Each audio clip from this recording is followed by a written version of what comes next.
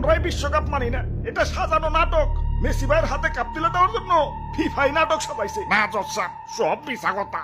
আমার নামে 1 টাকার দুর্নীতি দেখাইতে পারলে আমি পার্লামেন্ট ছেড়ে দেবো। আরে নাটকের কি দরকার, ডাইরেক্ট কাপ তুলে দিলেই তো হয়।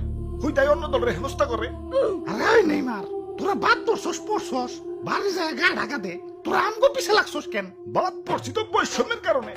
তোমাগো দলের খেলা পরে দুর্বল দুর্বল পার্টির সাথে, আর আমাগো খেলা পরে শক্তিশালী দলের সাথে।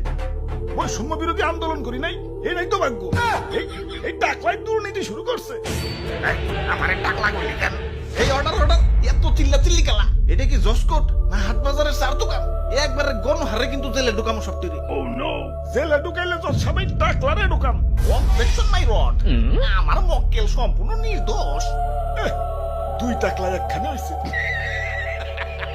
অর্ডার অর্ডার, আমরা কাউকে পার্সোনাল অ্যাটাক না করি। মেসি ভাই এবং এই টাকলা মানে এই ভদ্রলোকের নামে যে অভিযোগ উঠেছে, এরা নাকি ঘুষ আদান প্রদান করেছে। মেসি ভাই নাকি ফিফাকে কিনে নিয়েছে। এনাদের পক্ষের উকিল হলো দাদু এবং বিপক্ষের উকিল হলো তুতু ভাই। এই কেসটা কিন্তু খুবই সিরিয়াস। ঘুষগুণ সব পুঙ্খানু ভাবে মাপতো। তাই এইটাই কাম হইব না, ডিজিটাল মিটার লাগবে। নাও শুরু করো।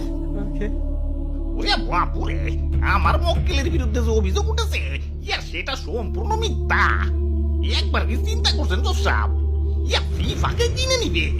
এত টাকা মেসি ভাই কই পাইব? ইয়া সুতরাং মেসি ভাই ফিফাকে কোনো টাকা দেয় নাই, আর ফিফাও দুর্নীতি করে নাই। হ্যাঁ, তাহলে তো ঠিকই আছে। যাও, সব খালাস।